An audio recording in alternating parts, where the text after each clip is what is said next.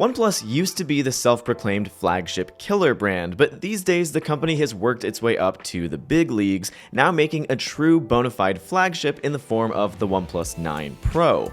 At just a few dollars shy of joining the four-figure club, it's now in direct competition with the Galaxy S21 Ultra, which, while originally launched at $1199, has been regularly available for $1,000 for the last month or so. So which of these super phones is right for you? Make sure you subscribe to the channel and stick around to find out. Both Samsung and OnePlus are well acquainted with the process of making top-notch hardware, and these phones are no exception. The OnePlus 9 Pro and S21 Ultra are incredibly well made, each featuring curved glass on the front and back, bridged by aluminum rails, and while the morning mist finish of the OnePlus 9 Pro comes with a high gloss coating that I'm not at all a fan of, the other color options for it and the Galaxy S21 Ultra all come in a much more smudge-resistant frosted matte finish instead. Along with the excellent hardware builds, both phones are fairly evenly matched on paper as well. You'll get a Snapdragon 888 processor with either one, as well as 128GB of baseline storage and IP68 certified water and dust resistance. The S21 Ultra offers higher memory configurations, starting at 12GB of RAM versus the 9 Pro's 8, and maxing out at an excessive 16GB.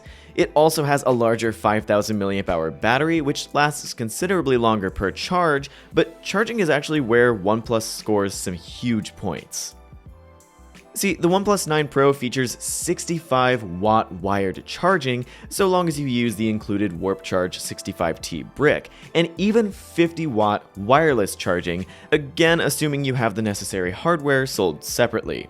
The 25-watt wired charging and 15-watt wireless on the S21 Ultra is fast in its own right, but the 9 Pro's speeds fundamentally change how you think about battery life on a daily basis.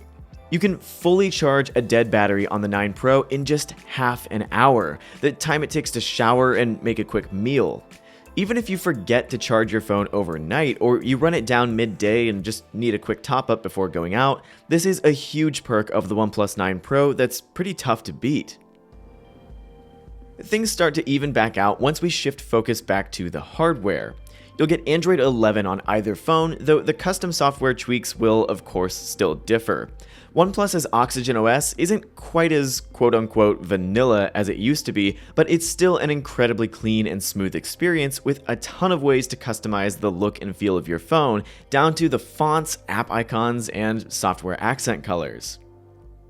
Samsung's One UI is robust and customizable too, and absolutely full of features that you may or may not end up using, like better multi-window support, plenty of one-handed optimizations, and even the surprisingly decent Samsung Free service.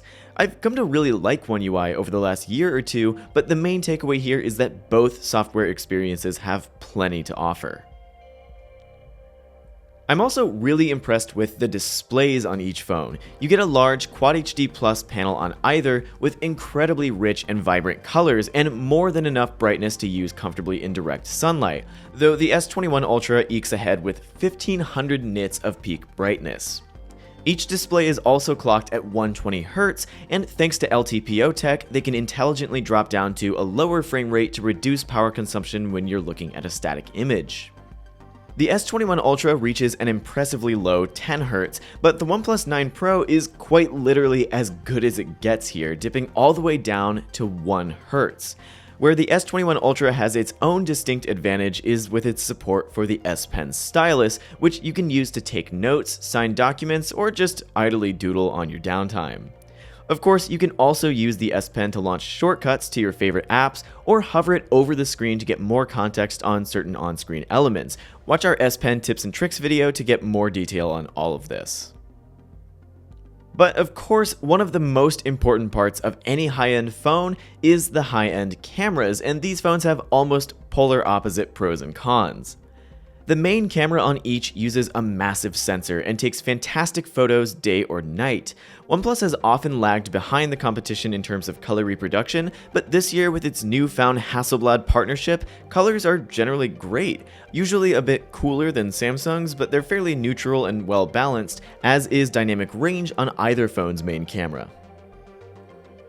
Now, here's where it gets different though. The OnePlus 9 Pro has a 3.3x telephoto lens, and well, there's no getting around it. This is a massively inferior setup to Samsung's dual telephoto system, featuring 3x and 10x sensors.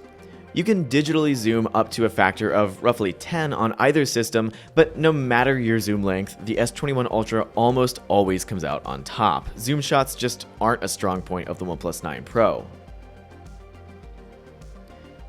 On the flip side though, the 9 Pro actually has one of the best ultra-wide lenses I've ever used, and while I was perfectly happy with the ultra-wide on the S21, the 9 Pro's wide angle stays extremely consistent with its main sensor in terms of color and retains a great level of sharpness.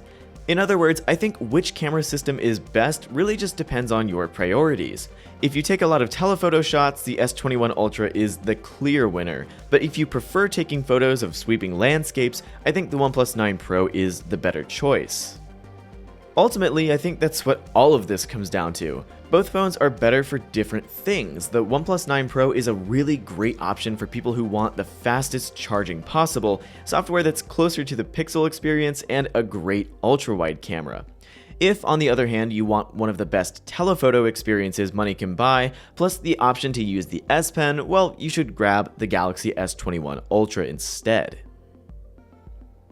Let me know which phone is your favorite in the comments down below, and if you're still undecided, you can watch our full reviews of both by clicking the on-screen cards. Be sure to subscribe to the channel if you enjoyed this video, and as always, thanks for watching. We'll see you next time.